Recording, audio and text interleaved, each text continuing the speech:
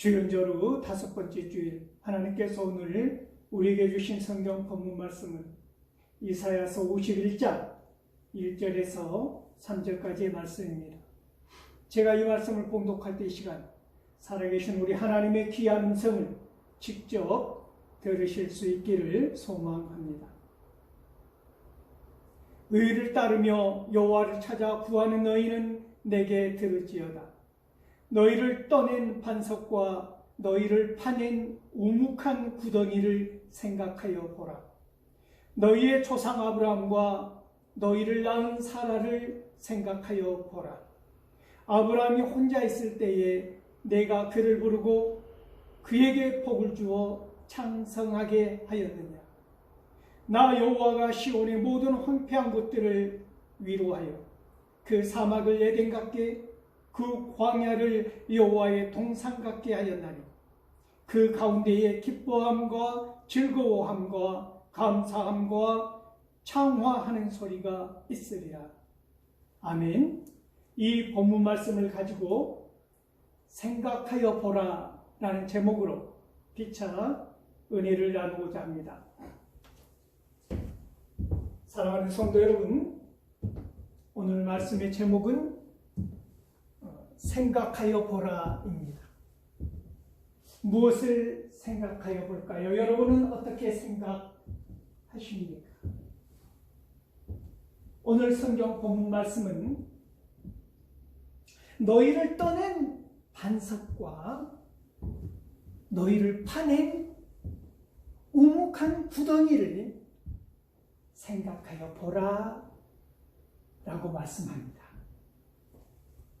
그리고 너희의 조상 아브라함과 너희를 낳은 사라를 생각하여 보라 라고 말하고 있다는 것입니다. 저도 생각해 봅니다. 이 시간 저는 한 남자를 생각해 보고자 합니다. 사랑하는 성도 여러분, 이 남자는 4대 독자로 태어났다고 합니다. 그런데 더 불행하게도 태어나자마자 이 남자의 어머니가 돌아가시고 말았다는 것이지요. 그래서 이 불행한 남자는 그 아버지의 품에 안겨서 4대 독자인 이 남자는 그 아버지의 품에 안겨서 마을 젖동량을 얻어서 먹었다는 것이지요. 그렇게 젖을 먹고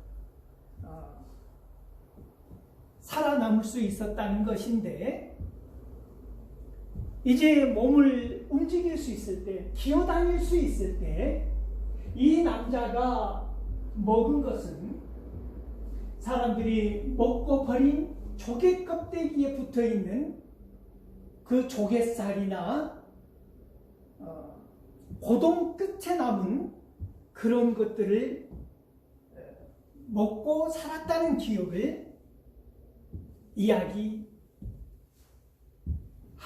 것이지요. 이 남자의 아픔, 캄캄할 수밖에 없었던 상황이지요. 그런데 이 남자는 가정을 이루고 자녀를 두는데 4대 독자로 이 땅에 왔던 이 남자는 무려 아들 5, 딸 5이라는 10남매라는 자녀를 두지요.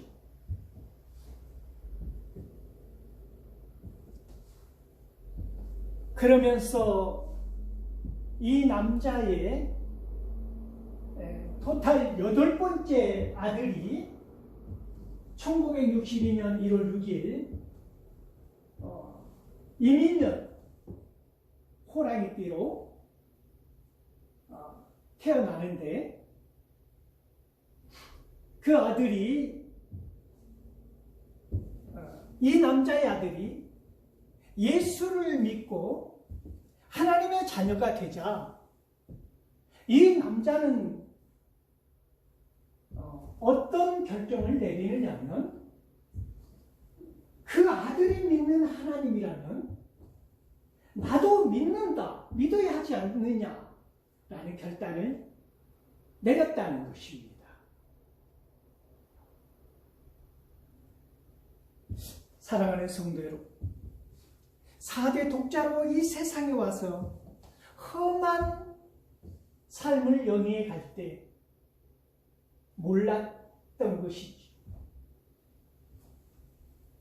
하나님께서 10명의 자녀를 복으로 주시리라는 것을 어찌 알았겠습니까? 오늘 저는 이 남자를 생각해 보는 것입니다.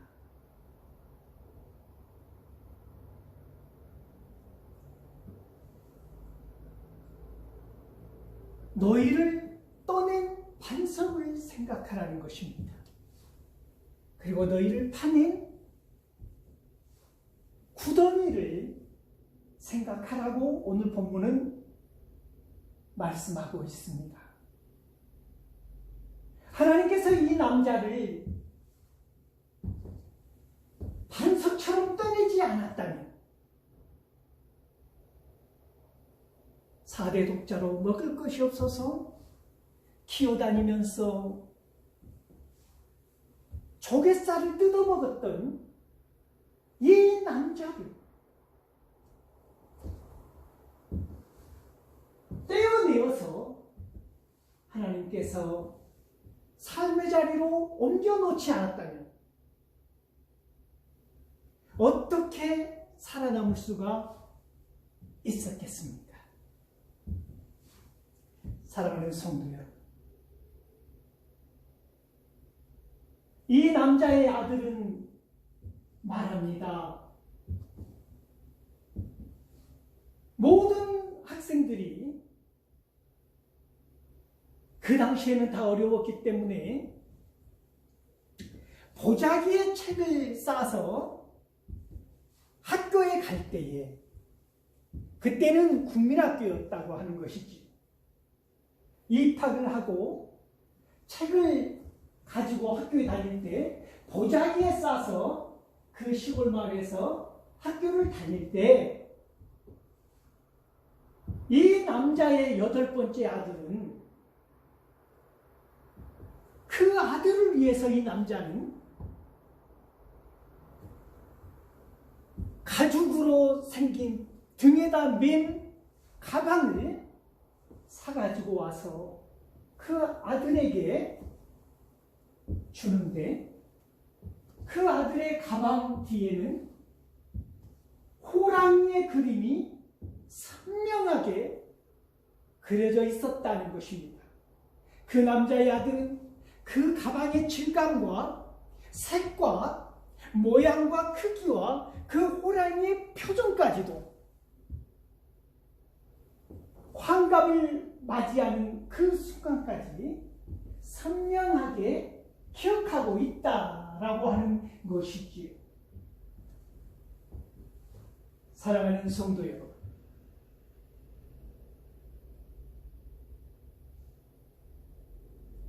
오늘 본문에서 너희는 떠낸 반석과 파낸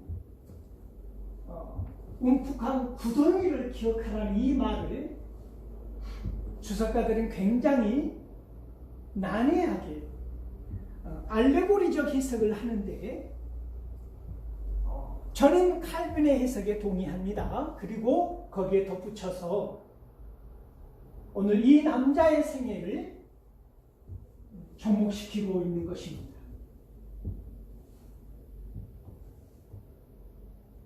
반석으로 우리를 떠내지 아니하였다.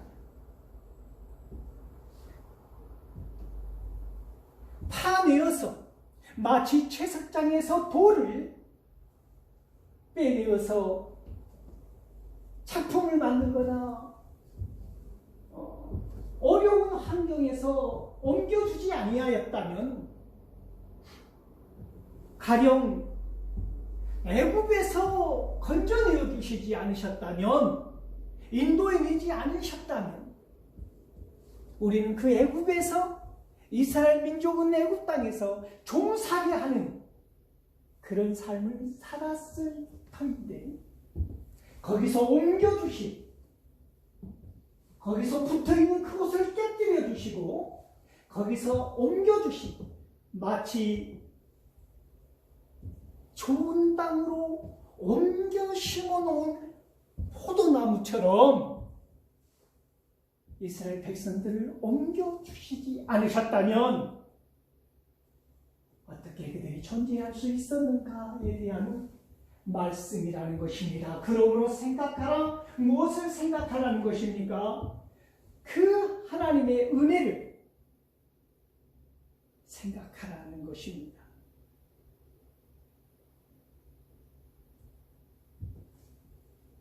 하나님의 은혜를 생각함으로 인하여, 그러므로 우리는 존재한다고 하는 것이지요. 사랑하는 성도 여러분, 내가 생각하는 사람이어서 존재하는 것이 아니라, 고피도이로 것은 나는 생각한다고로 존재한다, 이런 철학적인 말이 아니라 하나님의 사랑을 생각함으로 인하여 우리는 존재할 수 있다고 하는 근본적인 말씀이라는 것입니다. 사랑하는 성도 여러분,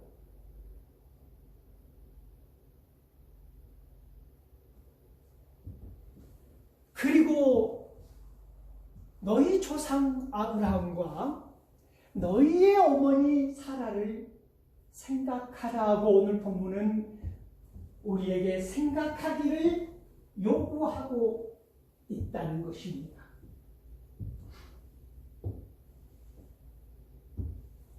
사랑하는 성도 여러분, 창세기 18장 11절 말씀을 보면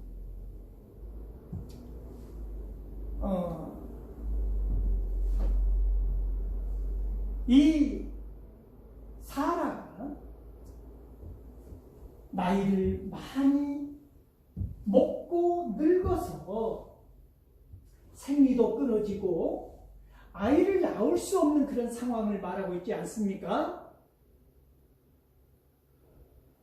아브라함과 이 사라를 통하여서 도저히 일어날 수 없는 일에 대해서 하나님의 놀라운 은혜로 말미암아 하나님의 약속이 너의 씨로 말미암아, 너의 자손으로, 너의 자녀로 말미암아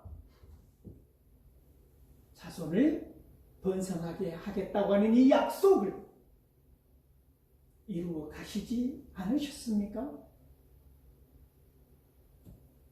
하나님의 권능, 하나님의 인도하심, 하나님의 섭리에 대해서 끊임없이 오늘 본문은 생각하라고 말하고 있다는 것입니다.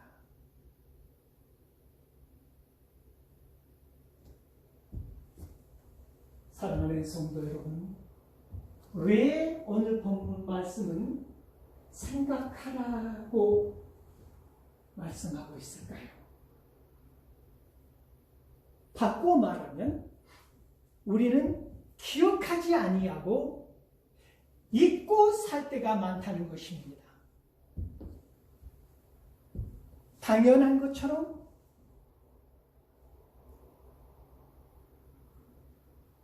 그리하여 순간순간 다가오는 고난과 환난에 대해서 우리는 이것이 모두인 것처럼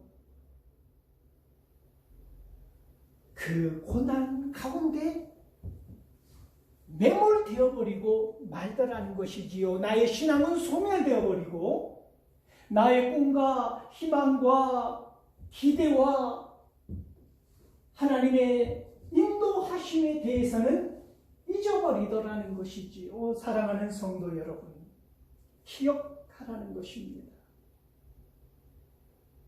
오늘 본문 말씀은 바벨론 포로로 끌려가 있는 이 백성들에게 아무런 기약할 수 없었던, 이루어질 수 없었던 사실에 대해서 약속을 이루어 가신 하나님을 기억하라고 하는 것입니다. 아브라함과 사라에게 이삭을 주셨던 때의 그 약속, 사라가 이삭을 낳을 때의 그런 상황과 형편, 그런 처지를 너희들은 알지 않느냐? 기억하고 있지 않느냐? 잊었다면 다시 한번 생각해 보라 라고 말하고 있다는 것입니다. 여러분 생각해 보십시오. 너희들을 떠낸 그 반석을 생각하라고 하는 것입니다.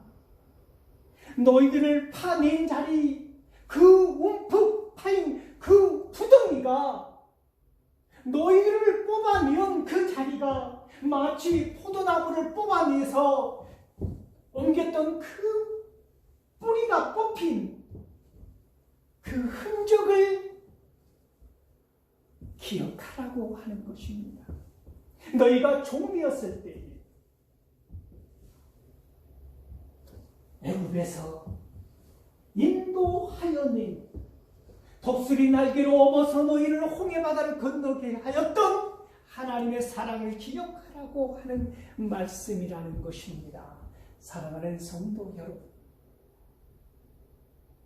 그러므로 바벨론 포로지에서 앞이 캄캄하고 내일을 알 수 없는 절망과 당혹감과 온갖 고난과 핍박이 몰려올 때 어떻게 하라는 것입니까? 낙심하지 말라는 것입니다. 기억하라는 것입니다. 생각하라는 것입니다. 너희가 하나님을 찾고 구하는 사람이라면, 하나님을 만나기를 구하는 사람이라면, 너희는 누구의 말을 들으라고 하는 것입니까? 너희는 나의 말을 들으라고 오늘 본문은 말하고 있다는 것입니다. 나의 말을 들으라. 사랑하는 성도 여러분,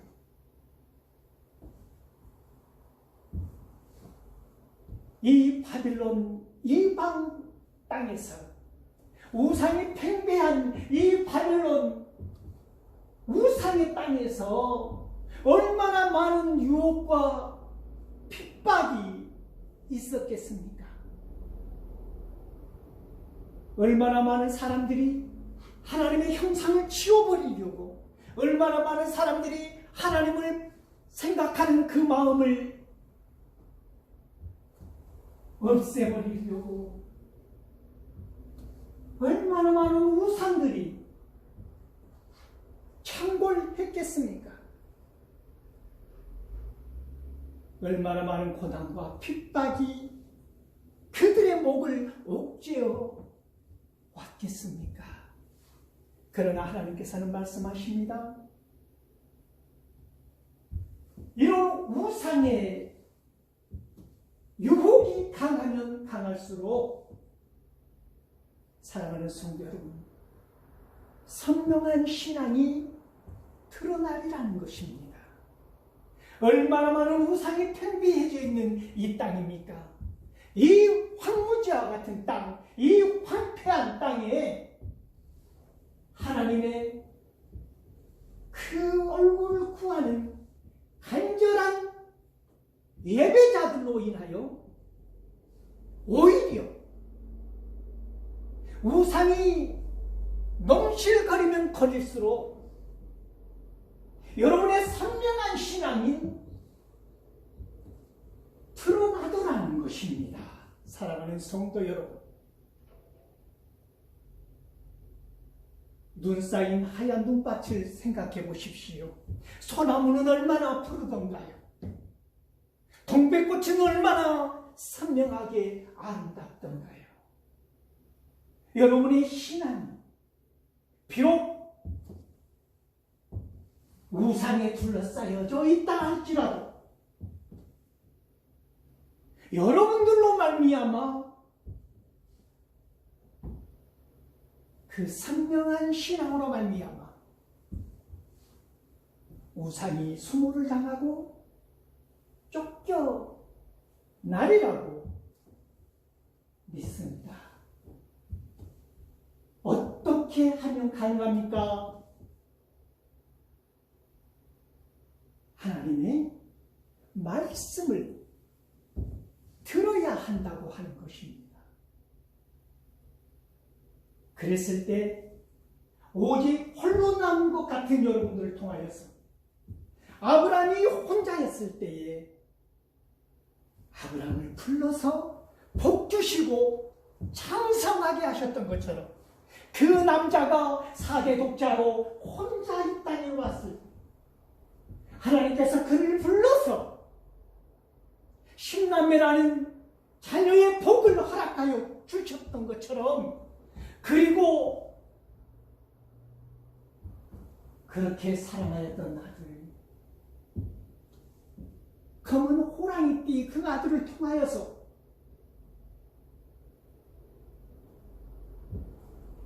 그 우상이 팽배했던 그 시대 그 땅에서 네가 믿는 하나님이라면 내가 믿어야지. 네가 믿는 예수님이라면 나도 예수님을 믿고 하나님의 자녀가 되어야지. 이 남자는 예수를 믿고 집사직분을 받고 소천하셔서 하나님 품에 안식을 누리고 있다고 하는 것입니다. 사랑하는 성도 여러분,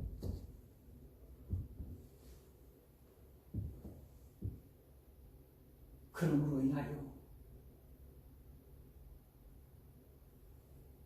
사막을 광야를 사막 같은 광야 같은 우리의 삶이 하나님은 어떻게 약속을 주셨습니까?